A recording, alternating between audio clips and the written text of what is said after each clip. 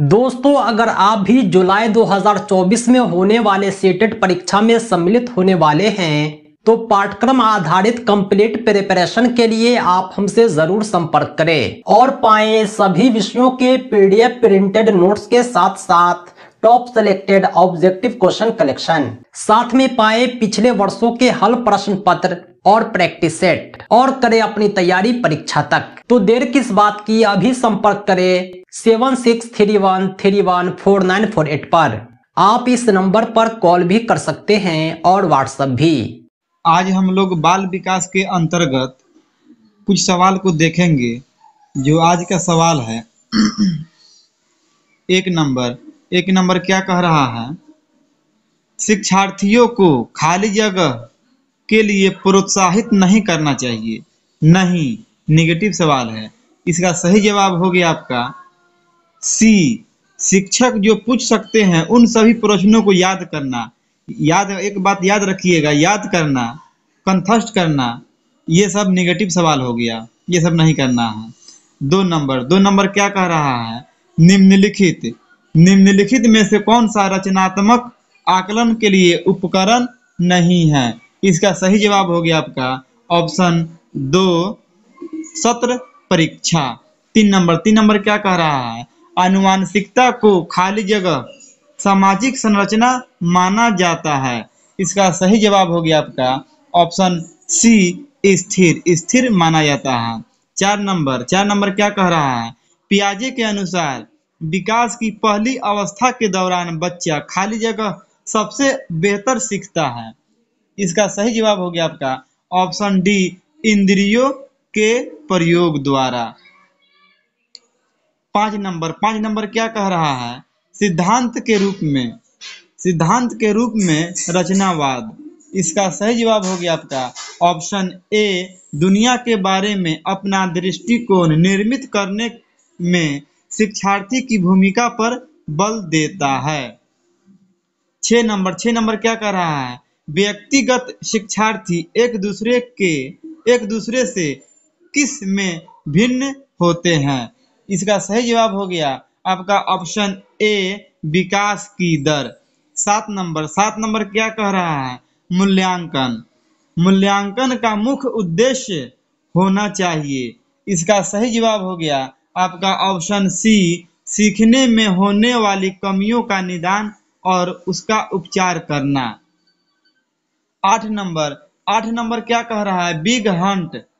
Big व Hunt के अनुसार किसकी विशेषताओं को सर्वोत्तम रूप से व्यक्त करने वाला एक शब्द है परिवर्तन शारीरिक, सामाजिक और मनोवैज्ञानिक होता है। इसका सही जवाब हो गया आपका ऑप्शन सी, किशोरावस्था में काफी परिवर्तन देखने को मिलता है। 9 नंबर सवाल क्या कह रहा है? एक बालक जिसकी बुद्धि लब्धि यानी IQ 105 है उसे स्वीकृत वर्गीकृत किया जाएगा। इसका सही जवाब हो गया आपका ऑप्शन बी, सामान्य से अधिक बुद्धि।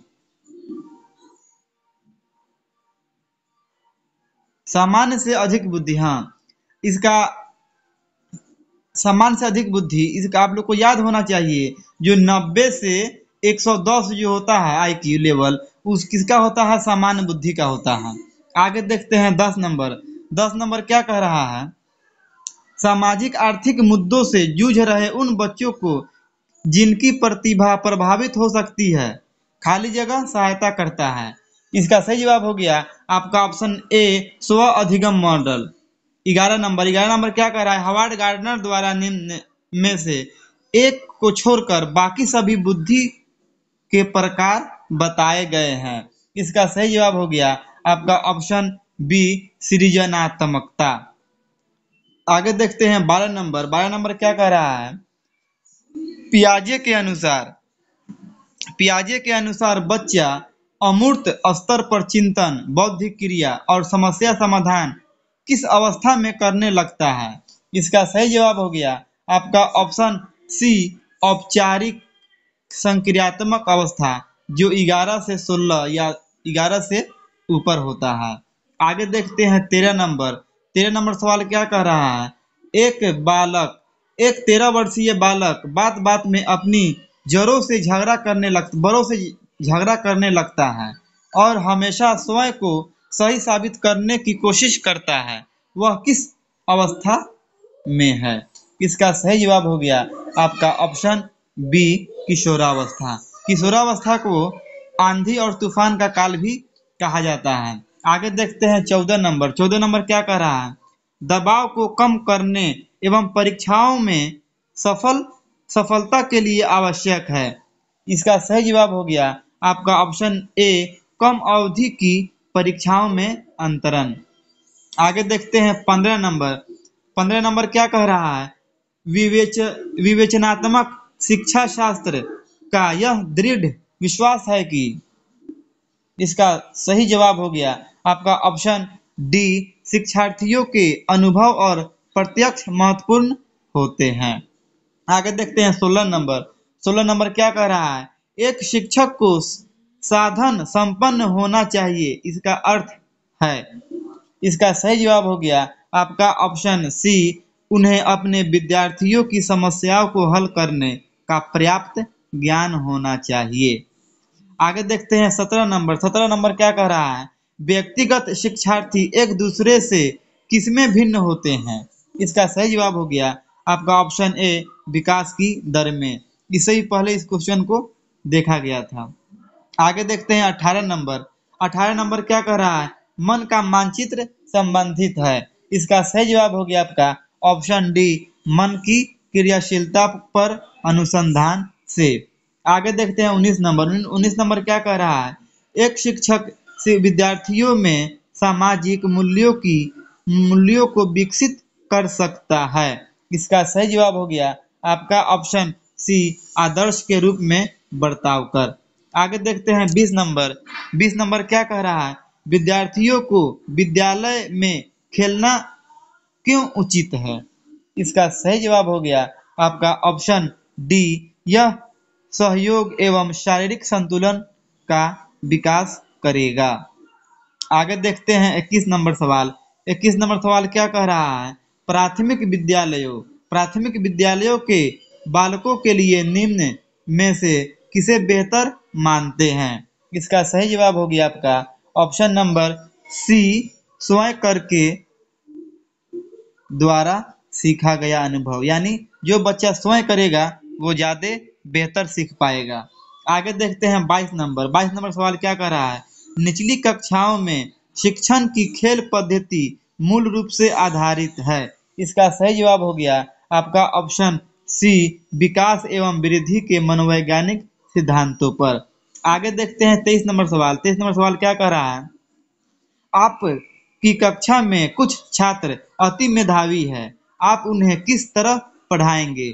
इसका सही जवाब हो गया आपका ऑप्शन नंबर सी, समृद्धिकरण कार्यक्रमों के द्वारा। आगे देखते हैं 24 नंबर सवाल। 24 नंबर सवाल क्या कह रहा है?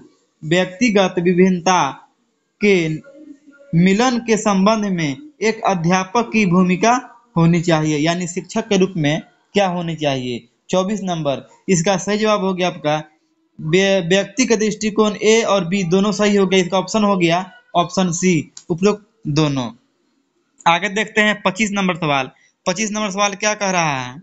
घटना और वस्तुओं के बारे में एक बच्चा तार्किक रूप से सोच सकता है, यह पियाजे के चरणों के संबंध में सही कथन है। इसका सही जवाब हो गया आपका ऑप्शन सी, मूर्त संचालन प्रक्रिया। आगे देखते हैं 26 नंबर सवाल।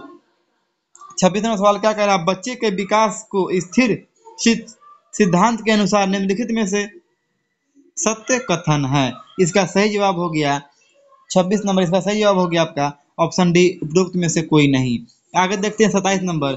बच्चे के लिए निःशुल्क एवं अनिवार्य शिक्षा का अधिकार अधिनियम कितने वर्ष के लिए लागू है? आपको मालूम होना चाहिए। इसका सही जवाब हो गया आपका ऑप्शन नंबर ए, 6 से 14 वर्ष बच्चा को निःशुल्क और अनिवार्य शिक्षा। 28 नंबर सवाल। 28 नंबर सवाल क्या कर रहा है? बच्चे की जिज्ञासा शांत करनी चाहिए। इसका सही जवाब हो गया आपका ऑप्शन डी, तत्काल जब विद्यार्थी द्वारा जिज्ञासा की गई हो। आगे देखते हैं 29 नंबर सवाल। 29 नंबर सवाल क्या कर रहा है? बच्चे की बुद्धि लब्धि 90 से 110 के मध्य है, वह क्या है? वह सामान्य बुद्धि हो गया। जो ऐसे ही पहले बताए थे, जो 90 से 110 किसका है? बुद्धि लब्धि सामान्य बुद्धि बालक का है। आगे देखते हैं अंतिम सवाल 30 नंबर क्या कह रहा है? सतत एवं व्यापक मूल्यांकन में व्यापक मूल्यांकन शब्दावली का तात्पर्य है। इसका सही जवाब हो गया आपका ऑप्शन सी, शैक्षिक एवं सह शैक्षिक मूल्यांकन। दोस्तों आज के लिए इतना ही। इसी तरह के दूसरे वीडियोज के लिए आप हमारे चैनल को सब्सक्राइब करें। साथ ही साथ टेट सीटेट और दूसरे सभी टीचिंग एग्जाम्स के पीडीएफ प्रिंटेड कंप्लीट नोट्स के लिए कॉल व्हाट्सएप करें 7631314948 पर। ध्यान रहे हमारा नोट्स आपकी परीक्षा की संपूर्ण तैयारी के लिए सफिशिएंट है। तो दोस्तों आज के लिए इतना ही। बहुत बहुत धन्यवाद। Thanks for watching. Thanks again.